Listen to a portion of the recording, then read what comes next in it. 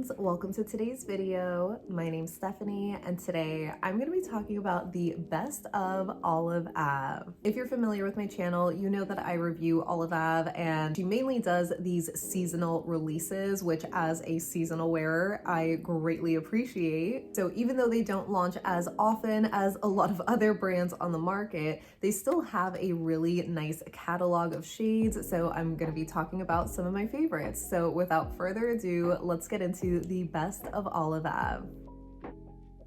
So starting with the nail essentials, Olive Ave pretty much has like the basics of a base coat, top coat, cuticle oil. I kind of have mixed feelings on most of them. The one that I do recommend though is their Nourishing base coat. I feel like this is just a really beautiful one. It's lightly tinted. It almost has this like plush or maybe silky kind of formula that just feels a little bit more protective than a traditional clear kind of base coat. I usually end up reaching for this after I do a lot of swatching for my videos when I feel like I just want to give my nails a little TLC. This is just a really nice base coat for like a reset. And when it comes to their other products like their top coat, I'm not the biggest fan of it, mainly because I find that it always smudges my nail art. Even if I do wait a considerable amount of time afterwards, it just without fail will always smudge, and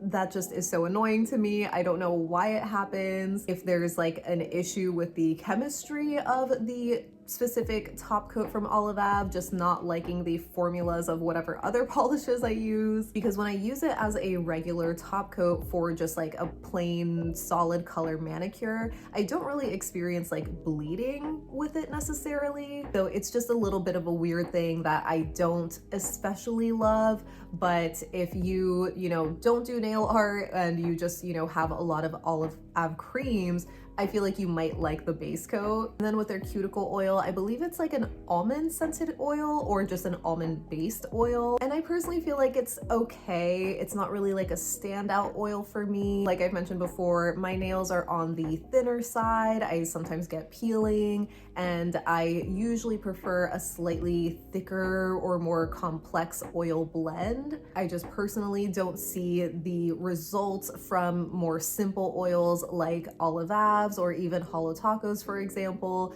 They just don't really do enough for my nails unless I'm like reapplying multiple times a day. When it comes to the more simple kind of formulas for my nails, I feel like I would need to apply like 5 times a day, and that's just not practical for me. So if you are looking for more of like a maintenance oil, you don't really need like intense care, maybe the almond oil is a great option for you, especially if you prefer like an unscented option. Getting into their nail polishes, I'm actually going to start with their cream formula since that's pretty much the bulk of what Olive Ave offers. I feel like I've gotten a couple of questions before regarding some of my favorite creams, and while I haven't done a specific video on my favorite cream polishes, I feel like Olive Ave is definitely one of my favorite brands when it comes to their creams. Their formulas generally are just so beautiful. I would say the majority of them are a little bit on the thinner side, so they're almost like more fluid,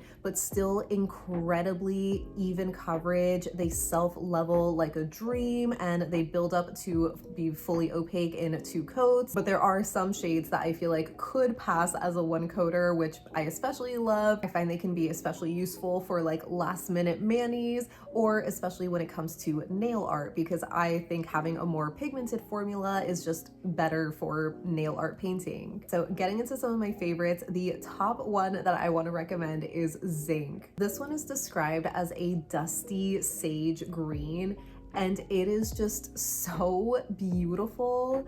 I love how soothing this color is. It came out a couple of years ago in a fall collection, if I remember correctly, and it just became an instant favorite of mine. There's just something so mesmerizing to me about these shades of green, and I really don't have anything quite like this one in my collection. I just think it's so beautiful and soft with a really flawless formula, so I just cannot recommend it enough, especially if you're a green lover and are looking for a more unique shade of green. Next up, I have Josler, and this was another fall collection polish. I think was from her very first fall release, and it's described as a peacock blue, which if you've been keeping up with my channel, you know that these blues have me in a freaking chokehold. This is the one that I think started it off, but it is just so beautiful. Blue is definitely one of those nail polish colors that I have a lot of, but I only end up actually wearing a lot of like the lighter ones. But I feel like this past year, especially these deeper medium kind of tones of blue have just taken over my life, and every favorite that I have is gonna be like in this shade. So if you've loved some of the other peacock blues that I've recommended in other finishes, I think you would really love this one as a cream. This next shade I have is Virgo, and this one isn't quite a blue, it's almost a blurple shade, but I think it's a little bit more blue leaning. It's actually described as a jewel toned periwinkle shade, which I think is so interesting, but I mean, what is blurple if not a very dark periwinkle? This is another standout one, obviously for its beautiful formula, but mainly for the color. It is just so vibrant, but like dark at the same time. I feel like this is another one that is just super unique to my catalog. It just pops so much on the nails, and it is guaranteed going to get you compliments. This next one is one of their more recent polishes, and it is Magi from their Fantasy Volume 1 collection that was released in the fall. And this is described as a rich berry cream. And if you know anything about me, you know that I love a berry shade. It really is just so rich and saturated, but at the same time, kind of a darker color, almost like Virgo, where I feel like it is just so beautiful, especially for this time of year, like the fall winter season. I think it is just such a stunning color. I've honestly been thinking about adding it to my winter favorites video, but I still have to finalize my lineup for that. Now, getting into some lighter colors, the first one that I have here is Breeze, and this one came out earlier this year in the Deluge 2024 collection. It is just such a beautiful, soft, minty shade that I think is so perfect, and I love the formula on this, especially being such a light pastel kind of color. Those notoriously can have these tricky formulas where they're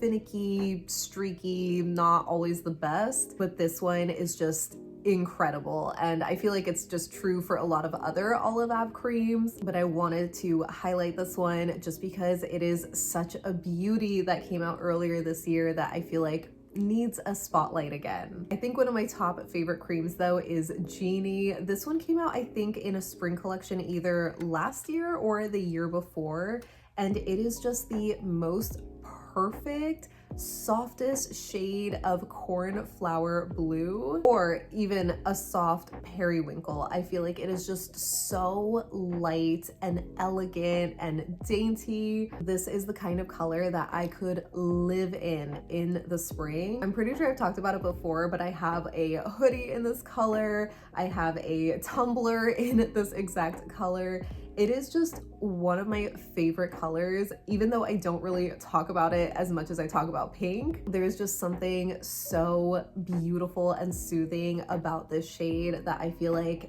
everybody needs. And lastly, for my creams, I of course have a pink, and this one is Vernal, and this one actually came out in the spring collection along with Breeze. Had to include this one because it is just such a beautiful shade of pink that I feel like is such a great neutral. Like a lot of pinks can either be a little too blue toned or a little bit warmer, having this almost corally undertone. Olive Ave obviously has a couple of those on either side of the spectrum, and it was just so nice to see this one be like a perfect in between. And I find this one especially flattering for that reason. I don't mean to be like, you know, so gendered with color and stuff, but when I think of pink, I just immediately get these like really soft, feminine kind of vibes. So I'm not saying that men or non-binary people can't wear pink or this shade specifically. I'm just saying for me as a Libra, this just gives me all of those like flirty romantic feels in a nail polish. So I love it and I have to recommend it. So yeah, like I said, I feel like Olive Ave creams are just so flawless in their formulas that you really can't go wrong with them. The only kind of gripe around their cream catalog is that they tend to be very similar to a lot of shades that they already have. I feel like the past year, that's definitely been a lot of the feedback that I've seen and that I've also had about the brand, where they will release these really beautiful color palettes, but they're just very familiar to their existing shades. On one hand, I can definitely appreciate that because with the shades, they're obviously not going to be exact dupes of themselves. There are these like subtle differences in their undertones, and I do appreciate the nuance because obviously for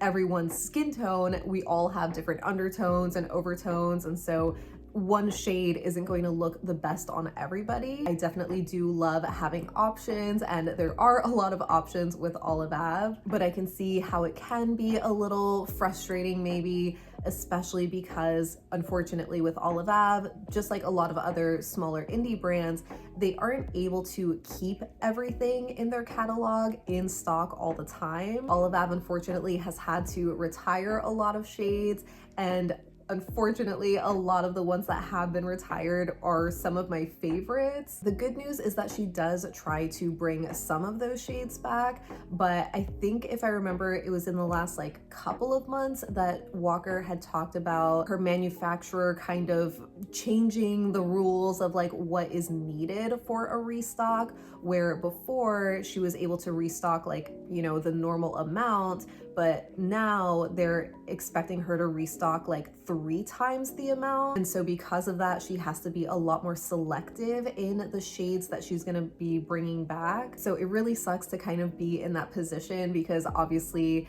it just kind of forces your hand where, you know, there's always going to be people saying like, oh, like I'm really missing this shade, but it's not going to be as popular of a seller, so it might not come back for that reason. I think one of the top shades that has like really gutted me with being retired was Sunshine, which was this beautiful pastel yellow. Because if you don't know, or like I mentioned earlier with the pastels, they can usually be just very annoying with their formulas and be very streaky and just like difficult to work with, but that was a flawless formula, and it just was so sad to see that one get retired because it is like the pastel yellow that I would recommend. She had already previously retired Lemon Blossom, which was her very first pastel yellow that was like a little bit more white based, and that to me made sense because I thought Sunshine was like the better option, but then eventually Sunshine got retired, so now there's no pastel yellow in her catalog. So I'm pretty sure I'm not alone in feeling this way, but I would rather see Sunshine get restocked as opposed to seeing a new pastel yellow be introduced in the spring collection. Obviously that's like months away and I don't know what Walker's plans are,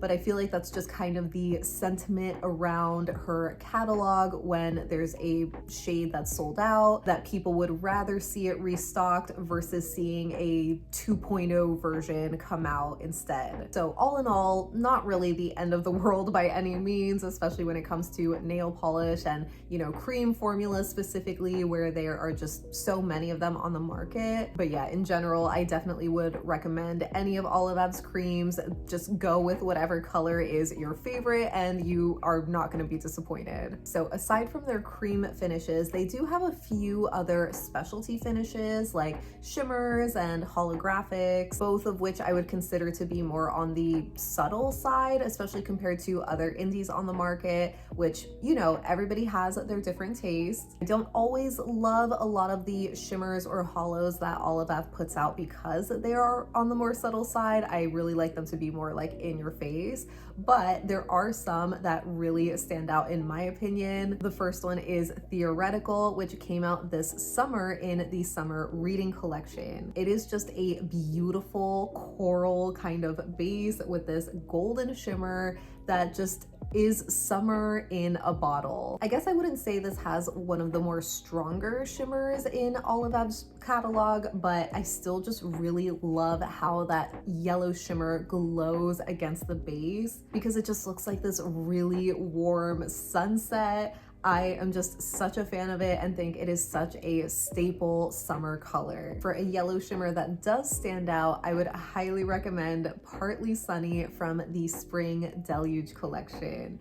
This is just a beautiful, soft pastel sky blue with a bright gold shimmer. It is just so ethereal and dreamy and just perfectly matches the name, which I'm just a big fan of. I already know that this is gonna be in my spring favorites video next year. I just love a gold shimmer, and there's just something so beautiful about it in this blue base. It is super, super pretty, and I feel like it can definitely work for like the summer too. But I would say one of my top favorite shimmers from them is Calla Lily. This one came out, I want to say, in the very first spring collection from Olive Ave, and it is just such a beauty. It has this like really soft, almost spearminty green base with the same gold shimmer as Partly Sunny. And I always say whenever I share this one on my channel that it just gives me Tinkerbell vibes. I'm pretty sure I shared this one in my fairy core video earlier this year. It is just so light and ethereal. I just love it so much, especially with the shade of green. It is just so refreshing. Now, getting into the holographics, this is definitely a finish that is probably my least favorite from Olive Ave because I just don't find her holos to like really be hollow. So just as a word of warning, these are on the very, very subtle side where you're like barely gonna get a whisper of a rainbow. I know that's definitely not for everybody, but I would say the one shade that like the lack of holo plays in its favor is Ginger. This one came out, I think, in last year's fall collection, and it is just this beautiful pumpkin spice kind of orange that apparently is holographic, but again, I don't really see it.